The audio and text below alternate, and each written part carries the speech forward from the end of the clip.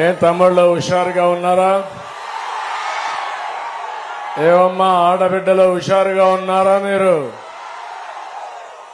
దొంగలు పడ్డారు రాష్ట్రంలో. ఇప్పుడు రాష్ట్రాన్ని కాపాడుకోవాలి మనందరం. అందరూ కూడా సిద్ధంగా ఉండాల్సిందిగా మిమ్మల్ని అందరినీ కోరుతున్నా.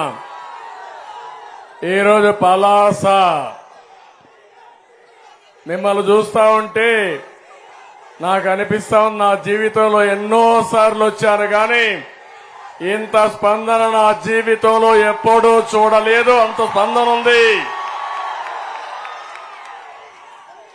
ఎక్కడ పోయినా ప్రజల్లో విపరీతమైనటువంటి స్పందన. అదే మరి ప్రభుత్వ వ్యతిరేకత చాలా స్పష్టంగా కనపడుస్తా ఉంది.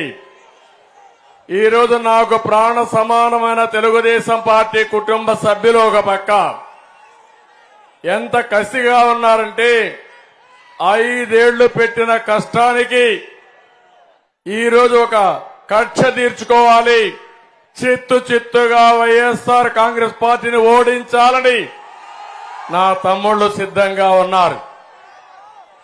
జన సైనికులు ఎక్కడ పోయినా వాళ్ళ ఉత్సాహం నేను చూస్తున్నా. మా నాయకుడిని అవమానించిన ప్రతి ఒక్కరిని చితగ్గొట్టాలని మా జన సైనికులు సిద్ధంగా ఉన్నారు. ఇంకో పక్కన మనం ఎన్డీఏలో భాగస్వాములయ్యాం. తెలుగుదేశం, జనసేన, బీజేపీ కలిసి ఇప్పుడు మీ ముందరకు వచ్చాం. మీ ముందరకు వచ్చినప్పుడు ఇక్కడ ఉమ్మడి అభ్యర్థులుగా మన రామ్మోహన్ నాయుడు ఎంపీ అభ్యర్థిగా ఇక్కడికి వస్తానని నాకు ఈ జిల్లాకు వచ్చినప్పుడు ముందుగా నాకు గుర్తొచ్చేది నా మిత్రుడు ఎర్రం నాయుడు. ఉత్తరాంధ్ర ముద్దు బిడ్డ. నేను ఒకసారి యునైటెడ్ ఫ్రంట్ లో మంత్రి పదవి వస్తే కేబినెట్ ర్యాంక్ ఇవ్వాలంటే ఎవరికి ఇవ్వాలని ఆలోచించినప్పుడు ఒక్క నిమిషం ఆలోచించకుండా నేను ఎంపిక చేసిన అభ్యర్థి ఎర్రం నాయుడు గారు అని చెప్పి నేను మీకు తెలియజేస్తున్నా. ఒక సమర్థవంతమైన నాయకత్వాన్ని ఇవ్వగలిగే శక్తి, తెలివితేటలు, కలుపుగోల్తనం ఎర్రమనాయుడుకు ఉన్నాయి. ఈ రోజు ఎర్రమనాయుడు లేని లోటు తెలుగుదేశం పార్టీకి తీరని లోటు. అయినా కూడా ఈరోజు రామ్మోహన్ నాయుడు కూడా తండ్రికి తగ్గ బిడ్డ. 2 సార్లు ఎంపీ అయ్యాడు. 3వసారి ఎంపీ చేయడానికి మీరు సిద్ధంగా ఉన్నారు. అది నాయకత్వ లక్షణం. పులికి పుట్టే బిడ్డ కూడా పులిగానే పుడుతుంది, పులి బిడ్డే పుడుతుంది. అదే మరి ఇంకొకసారి మీరు చూస్తే ఇక్కడికి వస్తానని నాకు గుర్తొచ్చేది గౌరవనీయులు సర్దార్ గౌత లచ్చన్న. గౌత లచ్చన్న ఒక స్వాతంత్ర సమర యోధుడే కాకుండా ప్రజల కోసం, రైతుల కోసం ఆ రోజుల్లోనే శ్రీకాకుళం నుంచి చెన్నైకి రైతు మార్చి పెట్టిన మహా ఉద్యమ నాయకుడు గౌత లచ్చన్న గారని చెప్పి కూడా నేను మీకు తెలియజేస్తున్నా. అలాంటి మహానాయకుడితో నేను 1978లో అసెంబ్లీలో శాసనసభ్యుడిగా ఉన్నాను. ఆయన కూడా శాసనసభ్యుడిగా ఉన్నాడు. ఆయన పట్టుదల చూసేవాడిని. ఎప్పుడు కూడా ఒక్క నిమిషం కూడా ఉండకుండా ప్రజా సమస్యల పైన, వెనుకబడిన వర్గాల మీద నిరంతరం పోరాడిన వ్యక్తి గౌత లచ్చన్న. ఆ తర్వాత గౌత శివాజీ కూడా ఆయన కుమారుడుగా రాజీ లేని పోరాటం చేసి ఈ నియోజకవర్గానికి ఎనలేని సేవలు అందించిన వ్యక్తి గౌత శివాజీ అని చెప్పి నేను మీకు తెలియజేస్తున్నా. అలాంటి కుటుంబంలో పెట్టినటువంటి శిరీష ఈరోజు మీ ఆడబిడ్డ. రాజకీయ ప్రాధాన్యత ఉండే కుటుంబం. ఎన్ని అవమానాలు పడింది తమ్ముళ్ళు అని మిమ్మల్ని అడుగుతున్నా. అంటే వాళ్ళని ఏమనాలి నాకైతే అర్థం కావడంలా.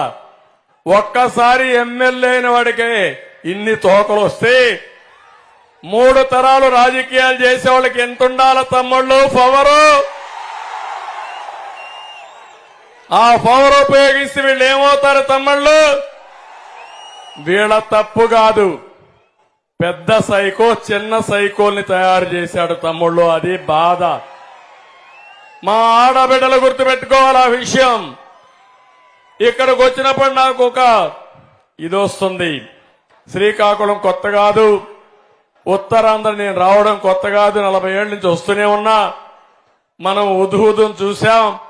ఉదుహుదు కంటే స్పీడ్ గా నేను విశాఖపట్నానికి వచ్చి ఆ రోజు ఈ ప్రాంతాన్ని కాపాడానా లేదా అని మిమ్మల్ని అడుగుతున్నా. 12-14 రోజులు విశాఖపట్నంలో మకాం వేశాను. కలెక్టరేట్ కొట్టుకోబోయింది. అయినా కూడా బస్సులోనే ఉండి తిరిగి మిమ్మల్ని అందరినీ మామూలు మనుషులు చేసిన తర్వాత తిరిగి హైదరాబాద్కు పోయిన రోజులు అవన్నీ. ఇక్కడ తిత్లీ వచ్చింది. నాకు సమాచారం తీసుకుని రాత్రంతా మేలుకొని తుఫాన్ని పర్యవేక్షించి ప్రాణ నష్టం లేకుండా కాపాడి తెల్లవారితో నేరుగా ఇక్కడికే వచ్చాను. పలాస కేంద్రంగా పెట్టుకుని 14 రోజులు ఇప్పుడే దసరా కూడా పండగ చేసుకోకుండా దసరా పండగ కూడా ఈ బాధితులతో మీరుతోనే చేసి ముందుకు పోయిన పార్టీ తెలుగుదేశం పార్టీ. ఆ విషయం మీరు గుర్తుపెట్టుకోవాల్సిన అవసరం ఉంది. నేను ఇక్కడ ఒకే ఒక మాట మిమ్మల్ని అడుగుతున్నా. ఆ రోజు పక్కనే ఉన్నాడు ఈ యొక్క సైకో. ఎక్కడున్నాడు? విజయనగరంలో ఉన్నాడా లేదా? వచ్చాడా ఇక్కడికి? పరామర్శించాడా మిమ్మల్ని? ఎవరైనా బుద్ధుండేవాడైతే రాజకీయాల్లో అది అప్పుడేమన్నాడు? నాకు అధికారం లేదు, అధికారం చంద్రబాబు నాయుడుకు ఉంది, ఆయన చేస్తాడు, నాకు ముఖ్యమంత్రి పదవి ఇస్తేనే వస్తానని చెప్పిన దుర్మార్గుడు ఈ సైకో. అవునా కాదా అని అడుగుతున్నా మిమ్మల్ని. ఇది బాధ్యత అని మిమ్మల్ని అడుగుతున్నా. రాజకీయ నాయకుడి పరిస్థితి ఏంటి? ఈరోజు శిరీష ఉంది, లేకపోతే రామ్మోహన్ నాయుడు ఉన్నాడు. మీకు కష్టం వస్తే ఇబ్బందులు వస్తే మీకు అండగా ఉన్నారా లేదా అని మిమ్మల్ని అడుగుతున్నా. అలాంటి వ్యక్తులు మీ మనుషులా? లేకపోతే నాకు అధికారం ఇస్తే అప్పుడు వస్తారన్న వాళ్ళు మీ హితులా? మీరే ఆలోచించుకోవాల్సిన అవసరం ఉంది. ఇది వీళ్ళ నేచర్. అది అంటే వీళ్ళంతా కూడా ప్రజల్ని సేవాభావంతో చూడరని చెప్పి కూడా నేను మీకు తెలియజేస్తున్నా. అందుకే నేను మళ్లీ చెప్తున్నాను, ఈ రోడ్డంతా నాకు జ్ఞాపకం ఉంది. ఎన్నిసార్లు తిరిగానో నాకే లెక్కలేదు. ఇక్కడే మున్సిపల్ ఆఫీసులోనే ఉన్నా, బస్సులోనే ఉన్నా, సమీక్షలు ఇక్కడనే చేశా. నేను శ్రీకాకుళం కూడా పోలేదు. జ్ఞాపకం ఉందా మీకు? నేను శ్రీకాకుళం పోతే అందరూ శ్రీకాకుళం వస్తారు, పని చేసే లోపల మధ్యాహ్నం అవుతుంది. అట్లా కాదు, ఇక్కడే ఉండాలి, క్షేత్రస్థాయిలో ఉండాలి, మిమ్మల్ని ఆదుకోవాలని దగ్గర 480 కోట్ల రూపాయలు మీకు ఇచ్చిన తర్వాత, ప్యాకేజ్ ఇచ్చిన తర్వాత ఇక్కడి నుంచి నేను వెళ్ళాను తప్ప అప్పటి వరకు ఇక్కడే ఉన్నానని చెప్పి నేను మీకు తెలియజేస్తున్నా.